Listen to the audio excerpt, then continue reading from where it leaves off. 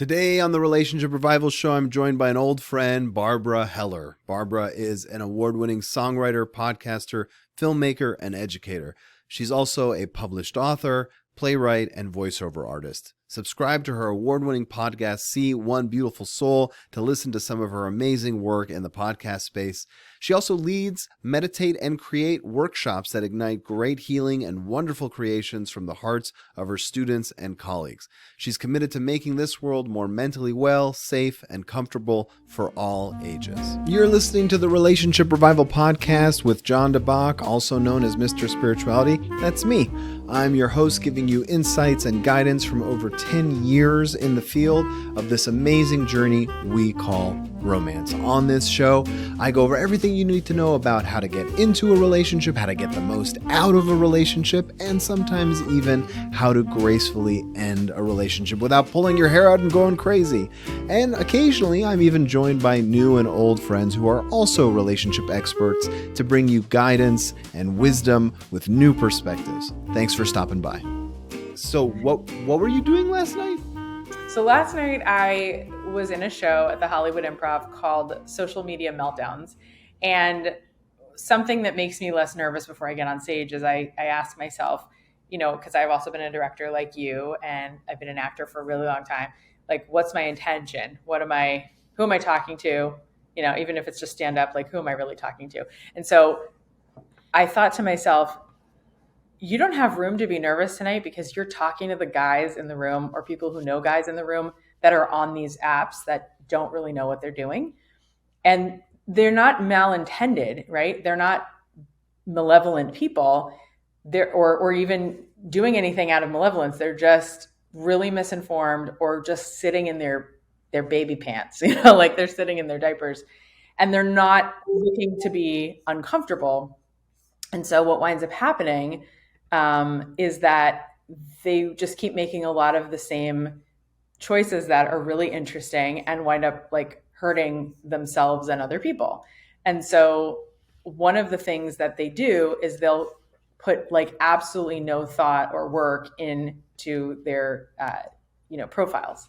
And so I made a song called I Want to Date Your Friend about the pictures that they post, because they'll put themselves next to like really nice looking friends of theirs. Uh-huh.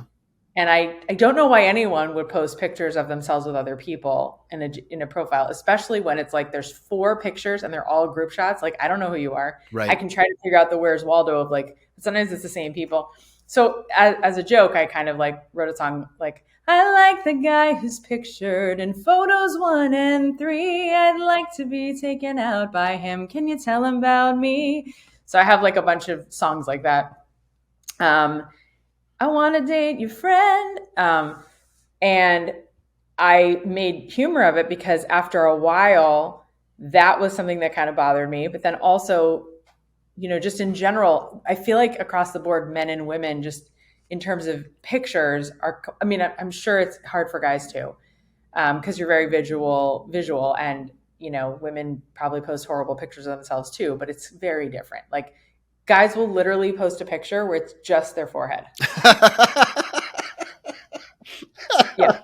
Or they'll like think that they look really good, but clearly they've never had the balls to ask somebody, can you please take a look at these? Because if they had any friend or family member that cared about them, that knew that they could take the feedback, they would never have chosen those pictures because they're so bad.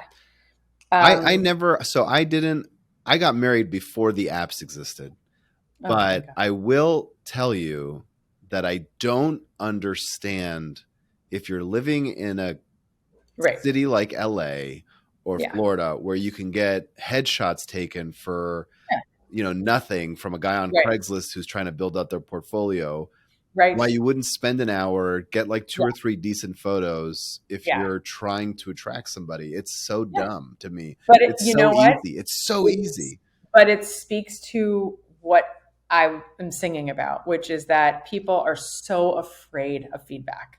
They don't want to, if you're listening to this right now and you happen to be single or newly single, and you're really struggling with like, I really want to meet the right person, you have an obligation to get a committee of people that you, number one, trust, number two, really look up to in terms of their relationship. And there's no one perfect. I mean, even John and his wife, who are lovely people, I've known you guys a really long time, and thank God you have a really good relationship. But it's work. You're always telling me like, oh my God, I can speak on this because I've been working on it, right? And you of all people, like I've known you a really long time, you really value feedback. Like that's why you're such a superstar. And I think that's, if I've had any success in art, life, friendships, it's because I really am like, please tell me what I can work on. And I don't ever say it to someone hoping like they have the answer. It's more because I've learned from that too, which we've talked about. I've been burned a lot. Yeah. At this point, when you start asking and you start to see the same things, there's a song from The Color Purple, God is trying to tell you something. Like, you will get the message. Now, you can either choose to get it like now, right? And actually like listen fully and maybe not get hurt as much, or you can, have it kind of hit you over the head. And I prefer the first way. And it's still not pleasant, but it's much better to like ask that committee of like maybe 3 or 4 people that you could go to every time you have a date that doesn't work out, or your profile's not doing well, or whatever.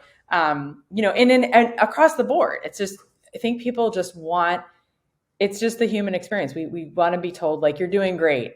And you should also have those people too. Like my committees, like I have committees for everything, but like I also tell myself, like I've learned how to love myself. It's the greatest love of all. Right. Like when you have a healthy self-esteem, when you're kind of like, oh yeah, that was a win today. Like I've learned how to do that because it's a jungle out there. Yeah. So I think they're both important. And I see a lot of really lonely people. And, I think Jordan Peterson, like there's certain things that he said that he's gotten in a lot of trouble for. And maybe I don't agree with every single thing he says, but I love his whole take on masculinity and like men just dying for a way to like a path. They don't have a path anymore, right? Heterosexual men are like really in crisis. Well, I see that all the time when I deal with couples. It's like they don't know what it means to be masculine. They've been told to be vulnerable, but then that turns them into this limp noodle that makes, or at least in their mind, where they're like, well, I'm just supposed to always cry and ask her what she thinks. And it's like, no, there's a way to be vulnerable and still be a leader in a relationship. But it's learning what that means and learning, what your partner wants. It's you know what? Let me ask you some questions though, because you've been dating through a couple different decades, trying to find Mr. Right. First of all, how has dating changed now versus when you were in your 20s? Wow. For you specifically, not because the culture's changed too, but for you specifically. Well, I think in the beginning, I never really dated like from, let's say, high school all the way through yeshiva. And let me back up what that means. So I went to a public school my whole life. I was lucky enough to go to school where we didn't have gun checks. And even though I was in South Florida, everything was gifted. It was like a high tax bracket. So I did really well and like felt safe at school. And like, actually I'm grateful for the education I had. I had incredible teachers. I never felt the need to date because I was kind of freaked out, let's say, by my parents' marriage and was pretty traumatized by it. So I just was like, I'm not ready yet. I always had that self-awareness. Like, I'm just not ready to trust someone. Mm-hmm.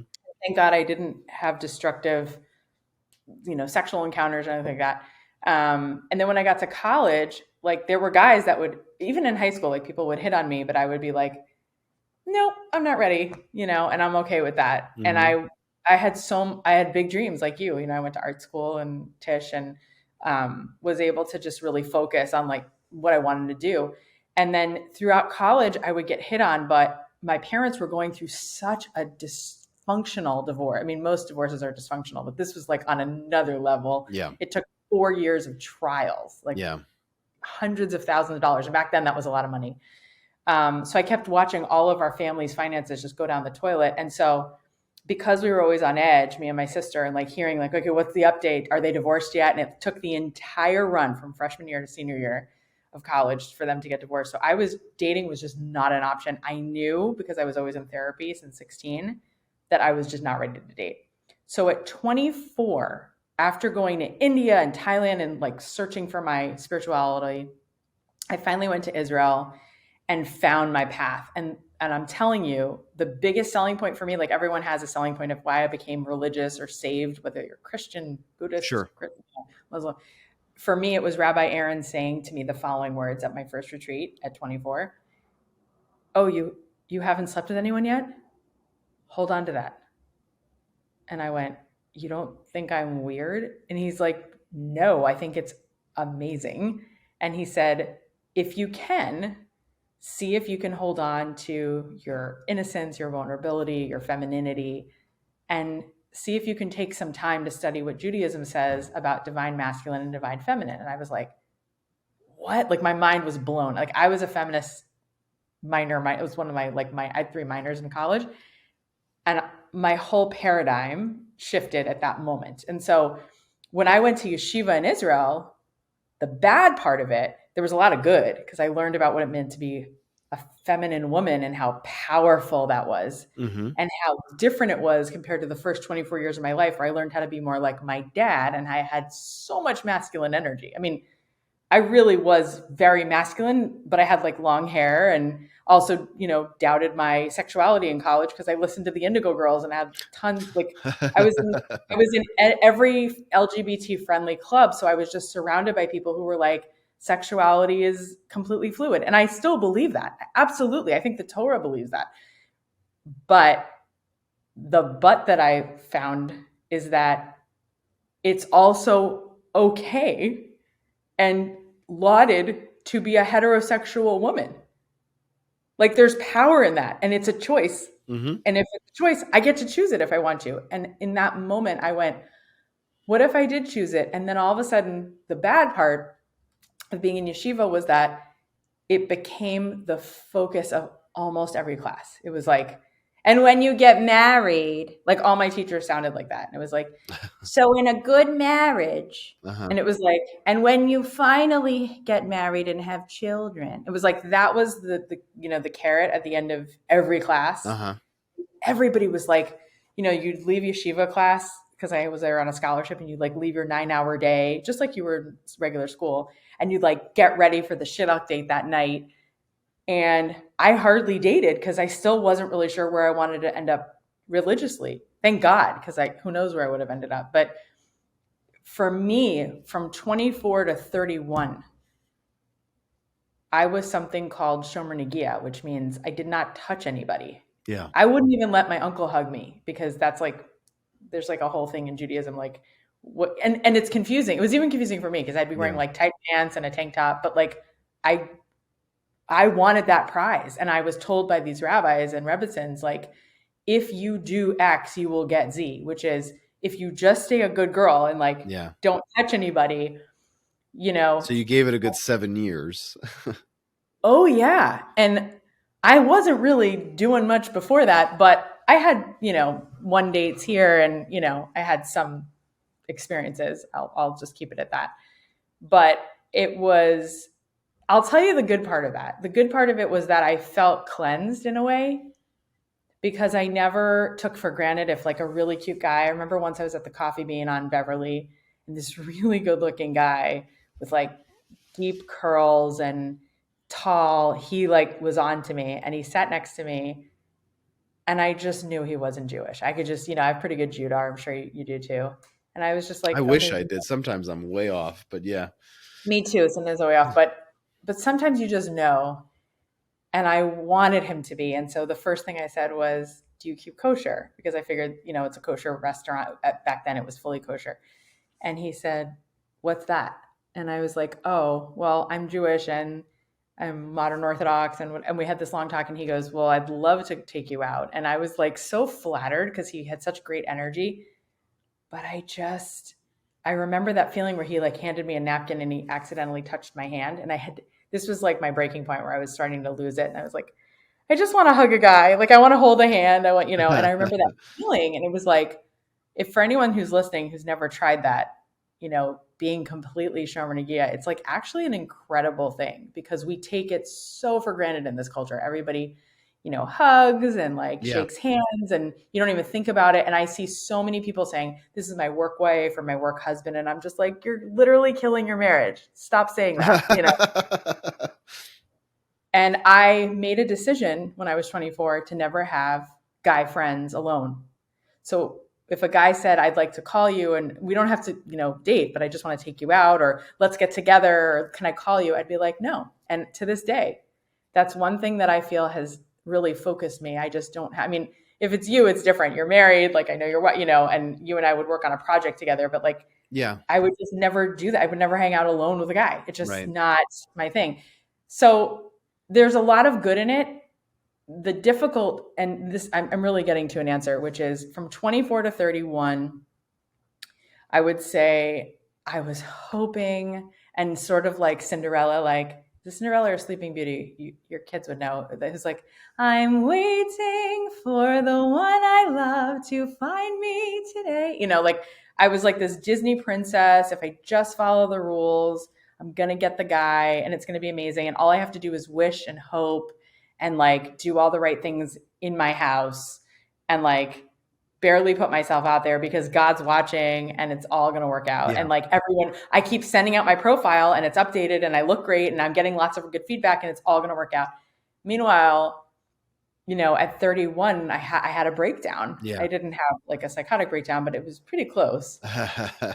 And I think I told you this story that there was a particular rabbi who I will never say his name, but he meant well, I guess, but he apparently was probably one of those miserably married people and wanted like company. So he told me at 28, you need to become a little more religious. And if you do, you're going to get everything you want. By 30, you'll be married, which is a very dangerous thing to say. And so from 28 to 30, so remember 24 to 30, I'm like really checked in, right? And he like put the flame up a lot higher. Yeah. And so I was following even more rules and really feeling guilty if I ever, because I'm human, would like veer off in any way. Like if I answered a phone as Shabbat was coming in, I'm like, oh my God, I'm not going to get married now. It was like that kind of scary feeling. And he was really into the fear part of, the dogma of Judaism, which is a great cocktail for being miserable. And it wasn't at 30.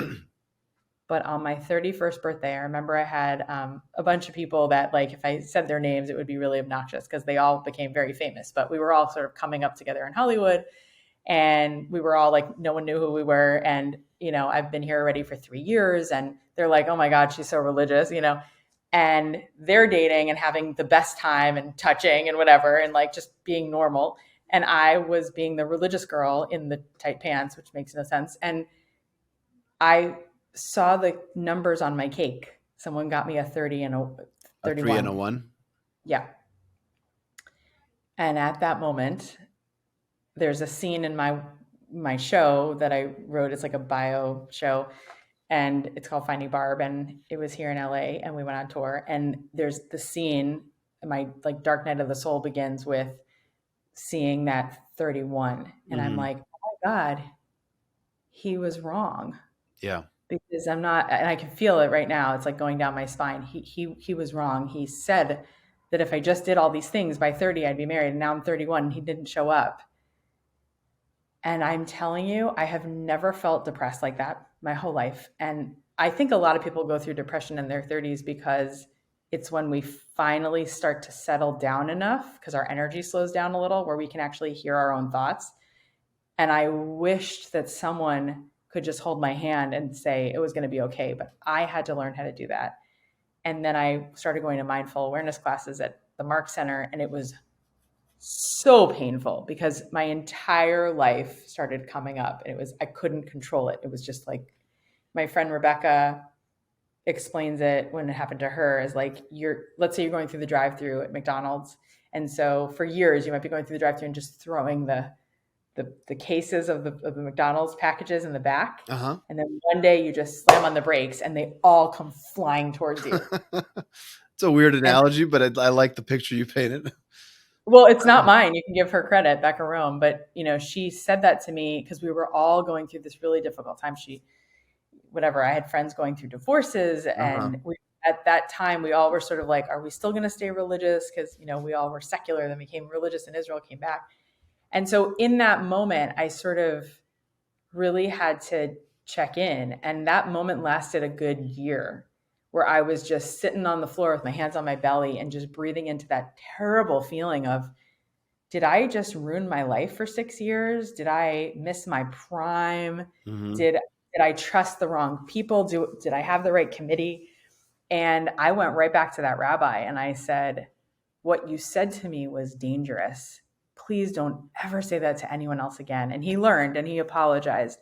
I haven't really talked to him since, but I remember learning how to forgive him, and it was really hard. Mm-hmm. But it wasn't him, right? Like, we all have that agency to either take advice or not. Sure. And so from 32 until now at 46. So you spent a year just being depressed then? Did I get that right? Depressed, anxious, like not being able to feel my body, wondering if I was ever going to come out of that loop. Yeah. I had to literally change the neural pathways in my brain. Uh-huh. And I really get that people go to a very dark place, because I was having moments of that. I couldn't, because I literally, a piece of me was dying. I was like learning how to let go of this very religious person and step into a new person who wasn't the secular Barb, but wasn't, the very religious either, like a meld. And I think as a human, that's the hardest thing to do, because your ego is like super bruised and you have to learn how to talk to yourself. Yeah. In a new way. And thank God I had incredible teachers and friends who came forward and just sat with me. And I never went on medication. I tried. I couldn't put the pills in I couldn't do it. I'm not a pill person, not against it, but I found mindfulness, and now I teach people how to, because I said, if I ever get through this time, I will help other people. And that's all I've been doing. So that was 31 to 32, right? That was that year. So what happened at 32? At 32, I went to something called Limud LA, which was a retreat for people from all walks of Judaism, and incredible guests from all over the world. And I met a guy there who would become my first love. And I always say he was the boyfriend I never had in my 20s. And he was in his 20s and I was in my 30s. He was 8 years younger. And we had an incredible relationship that I really needed, because I learned how to trust a guy for really the first time. I had other boyfriends here and there for like a short period, but this was like a nice chunk. How long did you guys date? Not that long. I would say like 6 or 8 months. Okay. And then when we broke up, it really hurt, because as Sheryl Crow sings, first cut is the deepest. I'm just going to, break into song. I hope that's okay. Yeah. And that was very informative for me. I needed it. I had to learn. We were not meant to be, forever people in our lives. We'll always be friends in some way. And we learned a lot from each other. And the biggest thing I learned was that I could be intimate with someone and trust them and repair. And I needed to know what it was like to have a breakup, and that I would be okay. And I was. And then from 32 to 37, I think what I learned is where I'm at now with dating. And it's just gotten better and better and better, which is, it's not about hoping and wishing and praying, even though it's great to be in the mindset like the right one is coming. But you are the one, right? My friend Kute Blackson, who I just had on my podcast, he has a book called You Are the One. In other words, when I'm looking at you, John, even though I really admire you and love you and think you're incredible, there's whatever you are to me, as much as I see you, and I feel like I really see you, you're a hologram of me looking at you. Yeah. And so it sounds very trite, and we all know this phrase, but no one can really make you feel a certain way. No one can love you up. You have the ability, if you choose to love other, and you can feel and let in when someone loves and gives to you. But we're all constantly just trying to grow. We're like, plants that are we need sun, we need, light, we need lack of light, we need to be moved around a little bit, we need food. We need air, all of that. And so, we're always looking for, what do I need? What do I need? And like, part of the what I need is how can I give to someone else and receive from someone else? But it's a completely different story. And it took me years within this time frame to learn that, like, the more I love myself and give to myself and need someone, like that one person, a lot less, that's the secret to not suffering, right? Mm-hmm. And it doesn't mean that I don't have room. Like, I really do. I would love to get married and have children, and I really believe it's coming. I'm not jaded. Like, I can't wait to meet the guy. And I think what's different about me now is that I broke off an engagement when I was 38, turning 39, and it was the hardest thing to do because I had a vision board for so many years. Like, I'm going to be married by 30. Tell I'm me going to have more my about first. that. What happened there? I actually don't know that story. Oh, okay. So I break up with this first love from 32 to 37. I'm just like kind of broken. My heart is like a little broken and wondering, like, am I too old? Did I miss my time? Are my eggs, basically drying out? Like, what's going to happen? I have this vision board and I'm still kind of repairing from, that whole rabbi situation. And I think it was painful. It was a painful time to really get to that place of, like, where I just said I am now, which is like, I am the one. So you can say it to yourself and you can practice all the things, but it's like muscle memory. For 32 years, Mm-hmm. I was like, someone else will fill that void. Uh-huh. So it had only been 4 or 5 years that I was like thinking, no, that can't be it.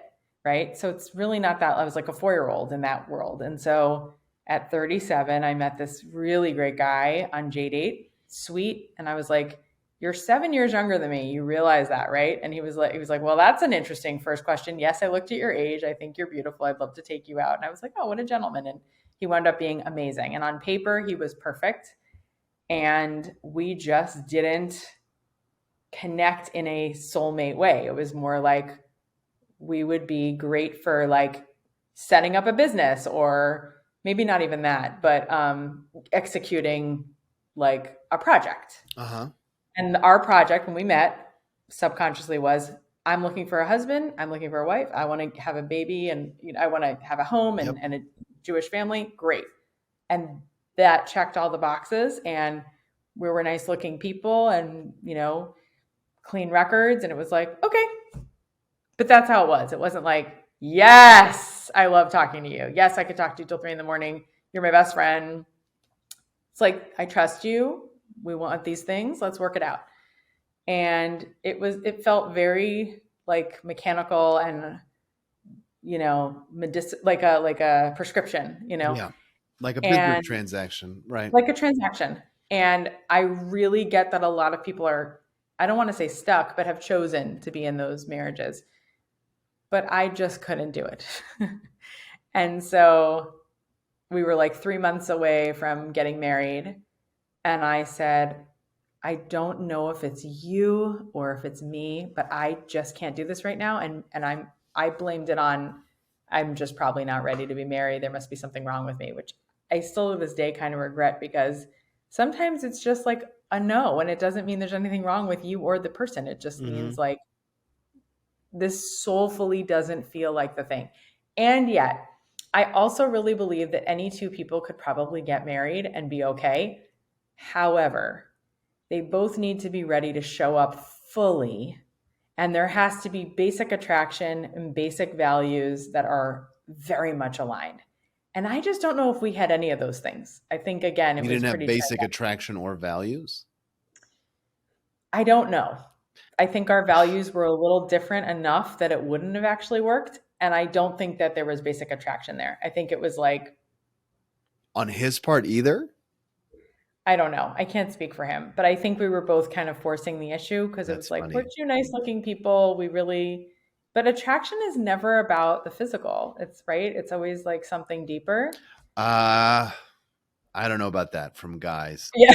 Okay. From a guy's perspective, I think it's, I mean, there are were women who I dated before my wife where that was the only thing was a Right. physical, and then, as a guy, you have to learn that you can't force values in a personality any more than you can force a physical attraction. So, but Yeah. it's atypical for a guy to date someone they're not attracted to. Yeah. Okay. So I think he was attracted to me. And I think, I'm a comedian, right? uh Like you. And so I just need to know that the person is going to naturally make me laugh Yeah. like every day. Like you just one time or like a few times a week. But they don't have to be a comedian, but they have to get me enough on like that level. And I think we just had completely different senses of humor. Yeah, I'll tell you. So I'll tell you a quick story because you'll appreciate this. So I took my Please. wife uh, to see Jackie Mason. I think it was at the Wiltern when we were. I can't remember if we were engaged yet or just very seriously dating. We got married pretty quickly, and my whole family was there. And I grew up watching Jackie Mason myself in Vegas, and so my three brothers, my parents, my sister in law were all there, and we're crying from the laughter. We're so like our insides hurt, and my wife we were just dating at the time or whatever. I mean, not a peep. I was just like, just didn't laugh at all. Like there was one joke about sushi where she kind of went, huh. And I'm like bowled over, like I can't take it laughter. And it's so funny because I was like, I don't know if I can marry this woman. She doesn't think Jackie Mason's like as someone who came from the entertainment world who loves laughter more than anything. It's like how like if Jackie Mason can't make her laugh, I have no chance. Luckily, what saved our relationship is I stubbed my toe and she laughed her ass off at me like screaming in pain. And I went, okay, all right, I can make this work. So, so to this day, like with my four kids, when they hit me in the head or something, she still laughs and we laugh a lot. But I mean, it was for someone who comes from that world like you, Sure. when that's missing, it's like, I don't know how to make this work. I don't know how to make this work. It's like, Right. that doesn't work for me. But I've analyzed it. It is an EQ thing. It's an emotional intelligence thing. It doesn't mean that he's not intelligent. He went to a great Yeah, school sure. and he's a very bright guy. It's more like we just have different sensibilities, right? Like I remember I met someone from Australia and they thought it was really funny to take the piss out of someone. And so Right. I was on this like journey hiking through Thailand with this group of people and it was mostly Australians and I was the butt of everyone's joke. Well, it hurt. And like I have a podcast about very serious things like people dying and suicide and how we're going to make the world better and what's happening in Iran. Like Yeah. that's what I talk about. Like I can go really deep and some people don't want to talk about that. They just want to laugh and take the piss out Right. and be really crude. That I am not that person. Like I am highly allergic to bullying and I Right. don't think it's funny. I don't think it's fun. I've never understood when people in an office setting can just be like, "Well, that's because you blah blah blah." Blah." Like I run to that person who's being bullied. I'm like, "Are you okay?" And they're always like, "Yeah, it's fine. They were just making a joke." It's like Right. and yet at the same time, like I have a thing for Anchorman. I think it's really funny and it's a little crude in a different way, like Yeah, that's a silliness. That's a my totally sexual different. repression humor. Right. But That's 7 years of your life that's coming out in the form of a laugh.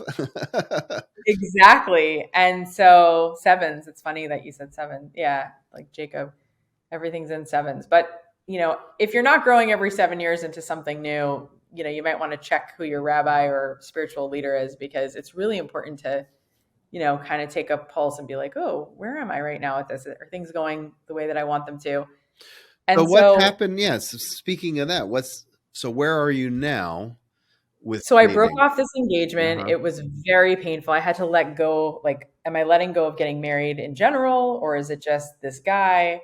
And it took a long time for me to make peace with like hurting him or his family because must have been like painful for them and embarrassing on Sure. some level, Yeah. even though it had nothing to do with them or him. It was just like not the right thing. Mm-hmm.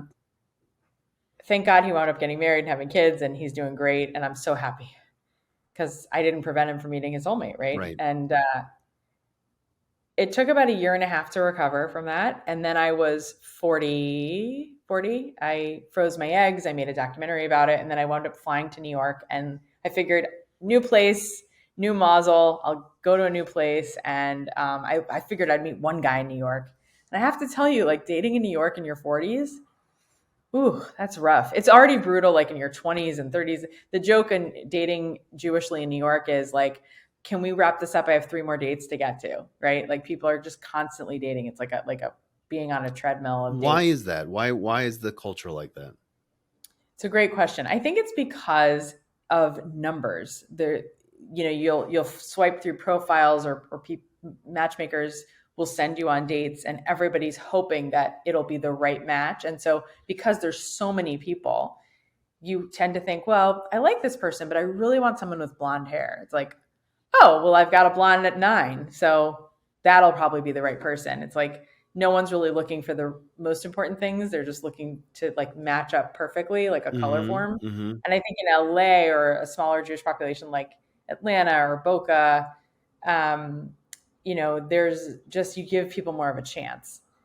And so I felt like I was just in a factory, and I was meeting a lot of people who had kids for the first time, because I was like finally open to meeting guys with kids. And I actually prefer guys with kids because I feel like, in general, I'm generalizing, even if their marriage was like not great, they know how to take care of someone else. But there's also a lot of baggage with having kids too. Like, they might look at you like, would this person get along with my kid, versus like, is this my soulmate, and will they help me grow spiritually? And then I worry about the kid. So where I'm at now is, from like when I moved away from New York. No, so I moved to Florida to be with my family during the lockdown, just, because it was scary. Yeah. And my dad and I wound up learning Torah together once or twice a week for 2.5 years, which improved his health greatly, improved our relationship. And I felt like, okay, this is what I needed so I could make room for my soulmate, because I had lived far away from my dad since I'm 18 years old. This was my first time home. And 18, was that when the divorce started? Yeah, my dad left right after I left for college. He was very aligned with me, and when I got left to heal the relationship with your father. Yeah. Okay, so now you're ready.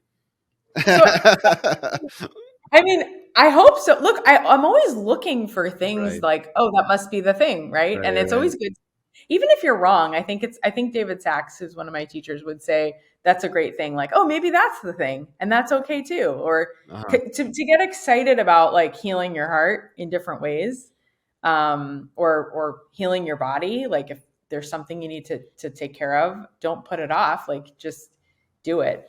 Are you recording this from your phone or your laptop? My laptop. Do you have your phone with you? I do. I think what we should do, because we're coming towards the end of this thing, and I want some practical advice. So if you're a guy and you're in your 40s and you're looking to date Barb or someone like Barb, let's open up one of your dating apps. Let's read through. Don't say anybody's name, but let's read through some horrible dating profiles to show people what not to do. So I literally did this. That was my song in the show. Yeah. And I could sing some of them if you want, because I wasn't putting up music. So, okay, here, this is hilarious. I happen to have it completely ready because I did it last night in the show. Okay, so hold on. I had no idea, just so everybody knows, I had no idea she was going to do this. It was just something genuinely I wanted to kind of, because I've never done it myself. So I'm like, what if I had to, God forbid, like, let's say my wife leaves me, which is the way I always phrase a divorce, because I ain't going nowhere. But if my wife left me, what the heck would I put on my profile? Like, I have no clue. So this is an actual profile photo. It's what? I can't even make it out. What is? It's like a guy with 2 happy faces and a chauffeur. Well, I put the happy faces on so you couldn't see who it was, but it's a doctor. He's wearing his scrubs. Okay. He has a shower cap on, and he has a shofar in his mouth. Now, is like the intention here that if you're going to click on this photo, you're okay with anything? Like, do you think that's maybe what his intention is? Like, if they say yes to this, I'm golden, Well, he has a sense of humor. He wants everyone to know he's a doctor or works in a hospital. He could be Right. like a PA or a nurse or an LVN, but and he has a shofar in his mouth. So he's just trying to check the box of like Jew, doctor, and available. funny. Yeah, and Yeah, kind of exactly. goofy. All right. Right. And there was no other picture. That's So it. that's why I made it into the song, which I think is really kind of gross. This is hold on. Profile wasn't much better. Oh no. Usually, so let me show you some of the worst ones. Okay. So I sing this. This is a profile that I literally copied and pasted. I put it on Canva so I could take out their name. Yeah. And all that's listed is what you see on the page. So you have his height. You have, hey, my name is Jimmy and I will update this shortly. I'll update this shortly. That I sang it to That's paparazzi. And then you have his height, so I know he's 5'6", and that he's a lawyer.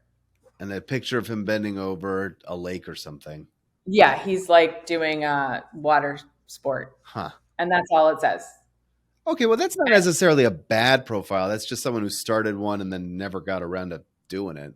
But then why would you write? A girl would never say, I'll update this later. You just Really? do it. Yeah. Okay, this guy has like 3 chins. I took out his face. He's 54. Uh-huh. His name is Rocket, which is hilarious. It says he's conservative. Uh-huh. He's not kosher. Right. J-swipe, right? And his profile said the following, and I put it to Part-Time Lover. That was the song that I did from the 80s. I'm a flower sender, lover, not writer. Oh, no, hold on. How do I sing it? I'm a flower sender, love, no writer, driver for 2 hours just to be together. Yeah. And then I kind of go off on that and I do a little riff. Hold on. What are you looking for in a profile? Oh, I can show you a good one. So let me see if I can. And what are you looking for in a photo too? Okay, so like this guy actually, I'm not going to show you his picture, but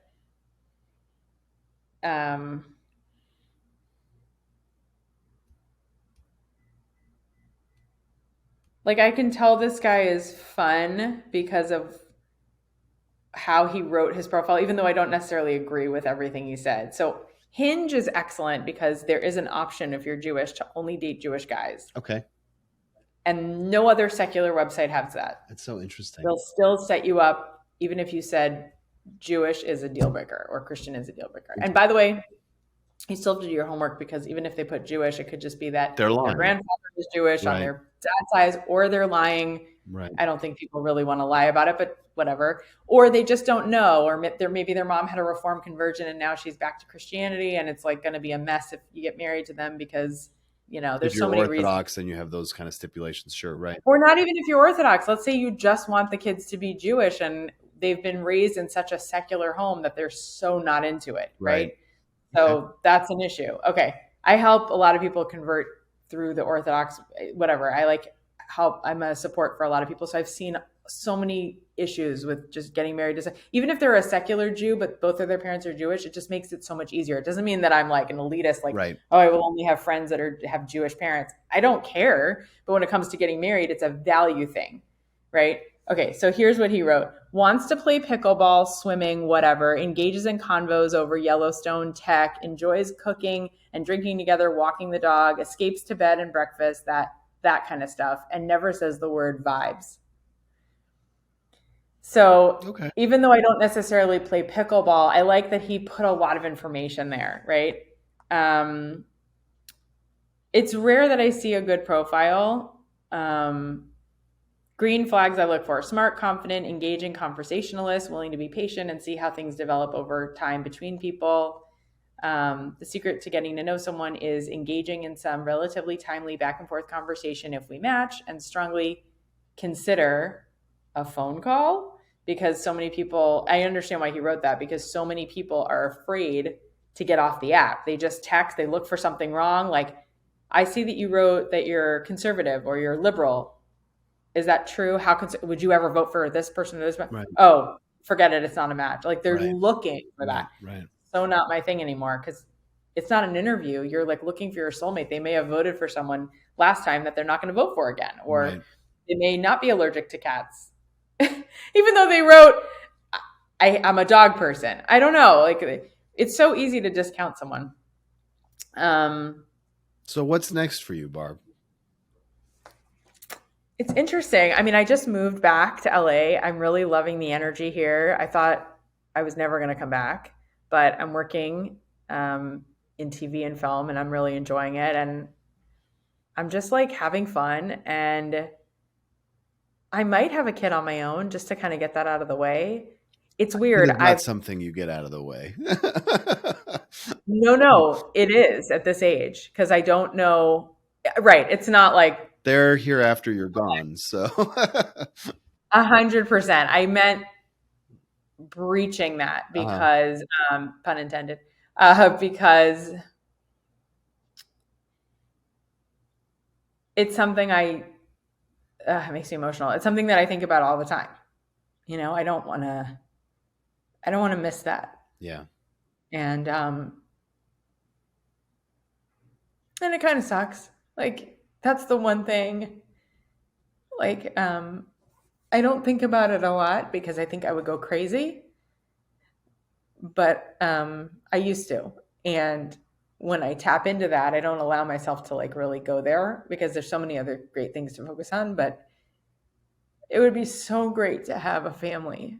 And I do have a family and I have lots of good friends, but it would be so nice to just be able to come home to a family instead of doing this alone. And I'm really good at it. Like I'm a happy person. And I've tried 5 times to start the process. And every time I'm sitting on that table and they're about to put stuff in there and get things going, I panic and I leave. And you pull out. There's always a Christian woman holding my hand in the office of the doctor. And she'll say, you don't have to do this right now. And it's literally the phrase that they say. And I made, I just wrote a memoir and one of the chapters is called, You Don't Have to Do This Right Now, because it's clearly a divine message. Like, I mean, the fact that they say it that way every time, it happened 5 times in a row. Yeah. Like, I mean, they don't know these nurses are in completely different offices across the country. Like, how would they even know each other? And I feel like it'll be really clear when it's the right time for me to do that if I have to, but it just feels so counterintuitive, like to have waited this long and I'm supposed to do it through a tube. Like, well, if I could offer any solace here, please. You've had some fear around getting married in the past. You've had some hesitations, and I truly believe that you attract similar kinds of souls to come in through this world. So maybe the soul that's supposed to come in through you is also scared. And when they finally do come, you'll make each other whole. Barb, thank you so much. Do you mean the husband or the kid? I mean the child. Oh. The child. I think the child's scared to come into this world. It's scary. It's, there's that old parable in Judaism we have of God having to trick the soul into the body, which shows you that there is room in relationships to be manipulative in the right context. Whoa, that you went dark there. I wonder. Yeah. But that's more of a parent-child thing. I mean, how many times do we bribe our kids to brush their teeth? That's being manipulative, but that's a reward and punishment system that has the good intention in mind, not because of selfish reasons.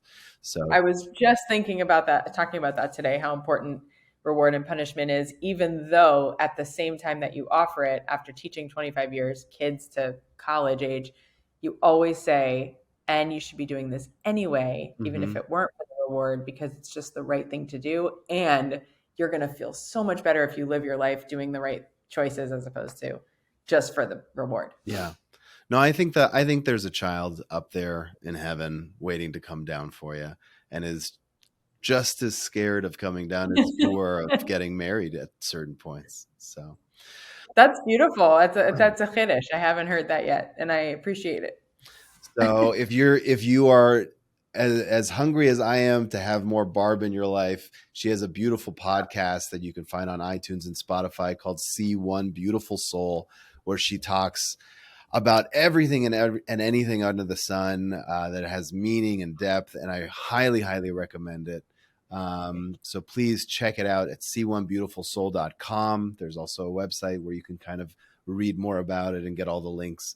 I love you, Barb. I'm so glad you had the time to do this, and I am looking forward to schmoozing with you more. If you're interested in learning how to get the absolute most out of your romantic relationships, then you're in luck, because I have put together a free workshop or masterclass, if you will, about 3 secrets that people in happy relationships have discovered. You can view the workshop at mrspirituality.com/3 secrets. Again, it's completely free. Just go there and watch it. It'll help you on your journey, give you some wisdom, some things to think about. The website again is mrspirituality.com/3 secrets. That's mrspirituality.com/3, the word secrets. It's all yours. Enjoy.